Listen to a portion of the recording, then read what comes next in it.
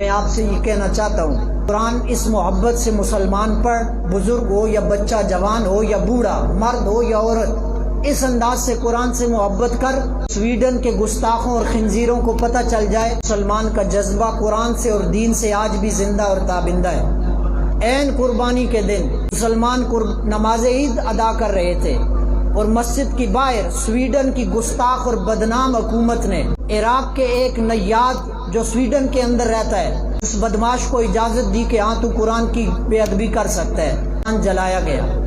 57 اسلامی ملک سوئے ہوئے ہیں، آب خرگوش کے نشے لے رہے ہیں، مزے لے رہے ہیں۔ ایٹم کس لیے، ہم کس لیے، فوج کس لیے، 57 اسلامی ملک کی یہ اسلامی بلاک کس لیے، یہ سارا معاملہ کس لیے؟ اپنی چودراہٹ کے لیے، سرحدوں کی حفاظت کے لیے۔ اب مانگے دوہل ہم یہ کہنا چاہتے ہیں، سرحدیں بعد میں ہیں، ملک بعد میں ہے، وطن بعد میں ہے، اسلام کی عزت پہلے ہے، قرآن کی عزت پہلے ہے، ختم نبوت پہ پیرا پہلے ہے۔ آج ضرورت ہے ہمیں ان اسرائیلوں کی، ان اسلامی ملکوں کی فوجوں کی، ترکی ہو یا سعودیہ ہو، دبئی والے بدماش ہوں، جہاں ساری دنیا سے اوباش اور بدماش جمع ہو کر عیاشی کرنے جاتے ہیں۔ میں نے کہا اتنا بڑا برج خلیفہ تم نے کس لیے بنایا ہے؟ اپنی بدماشیوں کے لیے، شراب نوشیوں کے لیے، بدکاریوں کے لیے، زنا کے اڈے تم نے کھولے اور قرآن جلتا رہا۔ کل قبر میں کس منہ سے جاؤ گے؟ عید کے دن گوشت کھانا آسان ہے، 5 لاکھ کا جانور ذبح کرنا آسان ہے، 1.5 لاکھ کا دمبا اور بکرا ذبح کرنا آسان ہے، قرآن کی عزت پہ پیرا دینا بڑا مشکل ہے۔ اس لیے کہ اس کے لیے حکومتوں سے ٹکر لینی پڑتی ہے، پولیس پکڑ کے بھی لے جاتی ہے۔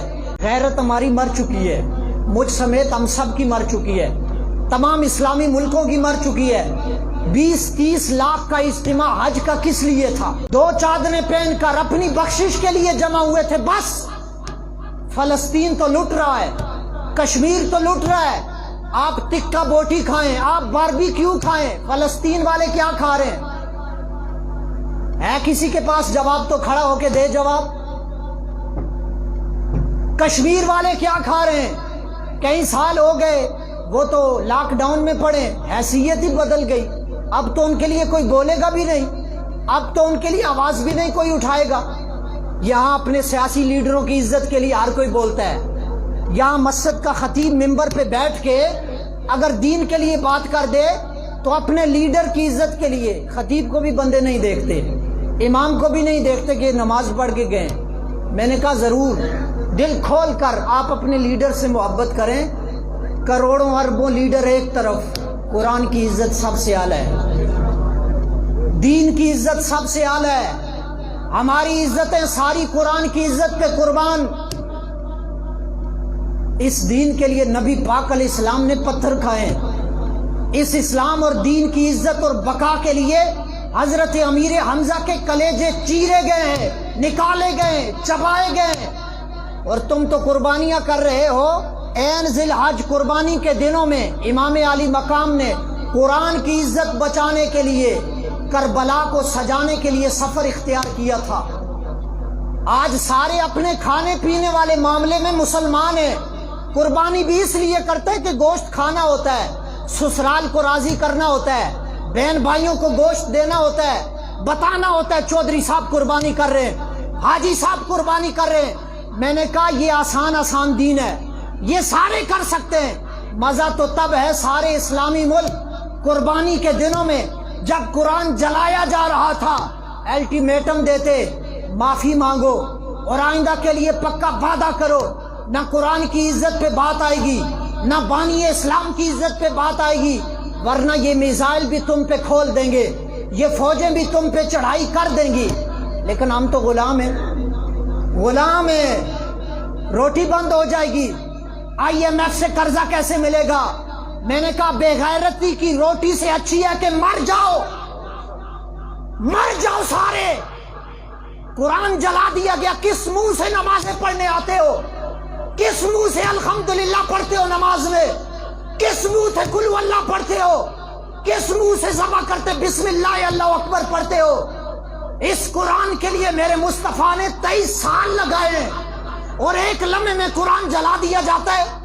احتجاج کر کے اسمبلی کے اندر مذمت کی قرارداد پیش کر کے سارے گونگے شودان بن جاتے ہیں۔ میں نے کہا مذمتوں کی اب وقت نہیں ہے، اب کفر اور یورپ کی مرمت کا وقت ہے۔ شاید آپ بھی معزوز ہو رہے ہیں کہ مولوی صاحب گوشت کھا کے جوش دکھا رہے ہیں۔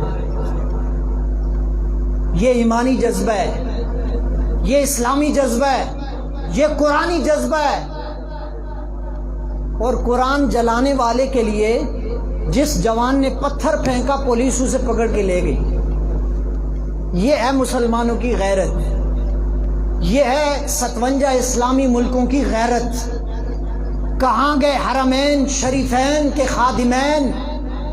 سارے یہودیوں کے ایجنٹ ہیں، سارے فلسطین بیچنے میں بھی یہ شامل ہیں، کشمیر بیچنے میں بھی یہ شامل ہیں۔ یہ سارے ملک مل کے دیکھ رہے ہیں تم وہ کھا جاؤ، تم یہ کھا جاؤ، ہمیں بس پیسے دے دو، ہمیں ڈالر دے دو، ہمیں شباب دے دو، ہمیں کباب دے دو، ہمیں شراب دے دو، بس ہماری عیاشی بند نہیں ہونی چاہیے۔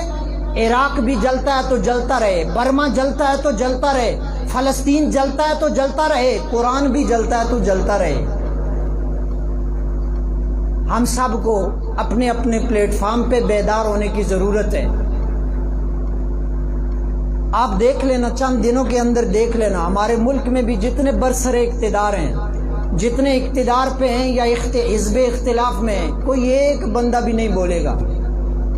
بہت ہوا تو ایک ٹویٹ کر دیں گے، احتجاج بھی نہیں کریں گے، عالمی فورم تک آواز بھی نہیں بلند کی جائے گی۔ صرف UN میں جا کر تقریر کرنا، قرارداد پیش کر دینا کہ قرآن نہ جلایا کرو، اس سے کام ختم ہو جاتا ہے۔ وہ تو چاہتے یہ ہیں کہ ہم ایسا کام کریں، یہ مشتعل ہوں، احتجاج کریں، جلاؤ گراؤ کریں، اور ہم دنیا کو یہ پیغام دیں، دیکھیں یہ دہشت گرد ہیں۔ میں نے کہا کائنات کی سب سے بڑی دہشت گردی یہ ہے کہ نبی پاک علیہ السلام کی عزت اور ناموس پہ حملہ کیا جائے۔ کائنات کی سب سے بڑی دہشت گردی یہ ہے کہ قرآن کی عزت پہ حملہ کیا جائے۔ یہ دہشت گرد تمہیں نظر نہیں آتے، اور مسلمان اگر اپنی عزت کے لیے، دین کی بقا کے لیے احتجاج بھی کرے تو ہم دہشت گرد ہیں۔ ہم سب کو بیدار ہونے کی ضرورت ہے۔ کھا پی کے ڈکار مار کے، پیپسیاں پی کے ڈکار مار کے سو جاؤ گے، قبر میں کیا منہ لے کے جاؤ گے میرے سمیت ہم سب؟ طرزیں لا کے ممبر پہ قرآن پڑھنا آسان ہے، نیزے کی نوک پہ قرآن پڑھ کے قرآن کی عزت کو بچانا حسین ابن علی کا کام ہے۔ آج حسینی کردار کی ضرورت ہے، آج پھر سے قوم کو کوئی خادم حسین کی ضرورت ہے، پھر سے کوئی آ کے اسلام کی عزت اور قرآن کی عزت پہ پہرا دے۔ ایسے حکمرانوں کی ہمیں ضرورت نہیں ہے جو فرانس کے یار ہوں، جو یورپ کے یار ہوں۔ ہمیں وہ چاہیے جو مسلمان ہوں، جو قرآن کے بھی وفادار ہوں اور نبی پاک علیہ السلام کی عزت کے بھی وفادار ہوں۔ آپ سارے مل کر میری اس بات کی تائید کرتے ہیں کہ نہیں؟ ہم سب قرآن کی عزت کے لیے ایک پلیٹ فارم پہ، ہم سب نبی پاک کی عزت کے لیے ایک پلیٹ فارم پہ، ہم سب تاجدار ختم نبوت کے عقیدے کے لیے ایک پلیٹ فارم پہ، اور ہم اپنے ملک کی انتظامیہ کو یہ بتانا چاہتے ہیں اعلیٰ سطح پر اقدامات کرو۔ کبھی ہالینڈ کر رہا ہے، کبھی سویڈن کر رہا ہے، کبھی ڈنمارک کرتا ہے، کبھی کوئی کتا اٹھ کے کرتا ہے۔ ایسی حرکتیں مسلمان برداشت نہیں کر سکتے۔ ہم مر سکتے ہیں، بھوکے رہ سکتے ہیں، پیاسے رہ سکتے ہیں، ننگے رہ سکتے ہیں، لیکن مقدسات دینیہ پر کوئی حملہ بھی ہم برداشت نہیں کر سکتے۔ اللہ تعالیٰ اس دین کو تا قیامت آباد فرمائے۔ قرآن کے نغموں سے اللہ تعالیٰ پوری کائنات کو منور اور روشن فرمائے، اور جو دین دشمن، اسلام دشمن، قرآن اور بانی اسلام کی عزت اور ناموس کے خلاف سازشیں کرتے ہیں، اللہ تعالیٰ غیب سے ان کے لیے کوئی ایسے سزا اور عذاب کا سلسلہ مسلط فرمائے کہ وہ نشان عبرت بن جائیں، اور بنیں گے۔ پہلے والے بھی بنے، کوئی جل کے مرا ہے، کوئی حادثے میں مرا ہے، کسی کی شکل جل گئی ہے۔ ہم کمزور ہیں نا، لیکن میرا رب تو کمزور نہیں ہے، میرا رب تو کمزور نہیں ہے۔ ابابیلوں سے ہاتھیوں کو مروانے والا، کعبہ کی عزت کو بچانے والا میرا رب بڑا طاقتور ہے، ذو انتقام ذات ہے میرے رب کی، طاقتوں والا، قدرتوں والا رب ہے۔ لیکن اللہ تعالیٰ ہمیں چیک کر رہا ہے کہ ہمارے اندر بھی کوئی غیرت ہے کہ نہیں، ہم بھی مسلمان صرف نام کے ہیں یا حقیقی ہمارے اندر کوئی مسلمانی ہے؟ دل خون کے آنسو رو رہا ہے حقیقت کے اندر۔ 10 ذی الحج میں چند سال پہلے عراق کے صدر صدام حسین شہید کو پھانسی کے دن پوری امت مسلمہ کے دلوں کو زخمی کیا گیا، قرآن کی بے ادبی کی گئی۔ آخر کب تک ہم سنتے رہیں گے، مذمتیں کرتے رہیں گے؟ اس کے لیے عملی اقدامات کی ضرورت ہے۔ ہم بول سکتے ہیں، آپ آواز بلند کر سکتے ہیں، لیکن اقتدار میں بیٹھے ہوئے اور بالخصوص حافظ صاحب سے ہم کہنا چاہتے ہیں، حافظ صاحب اصل طاقتیں تو پاکستان میں حافظ صاحب آپ کے پاس ہیں، اللہ نے آپ کو قرآن کا حافظ بھی بنایا ہے۔ قرآن کی عزت کے لیے آواز بلند کریں، پوری قوم آپ کے ساتھ کھڑی ہے۔ یہ تو کٹ پتلی حکمران ہیں، کیسے بنے یہ سارے جانتے ہیں، اصل جو طاقت ہے وہ آپ کے پاس ہے۔ آپ اپنی پاور کو، اپنی آواز کو قرآن کے لیے کھولیں۔ قیامت تک بڑے بڑے جرنل آئے چلے گئے، ان کا نام ختم ہو گیا، لیکن قرآن کی عزت کے لیے اگر آپ عملی کام کریں گے، رہتی دنیا تک آپ کا نام انشاءاللہ زندہ رہے گا کہ یہ وہ جرنل تھا جس نے قرآن سینے میں بھی بسایا تھا اور حقیقت میں قرآن کی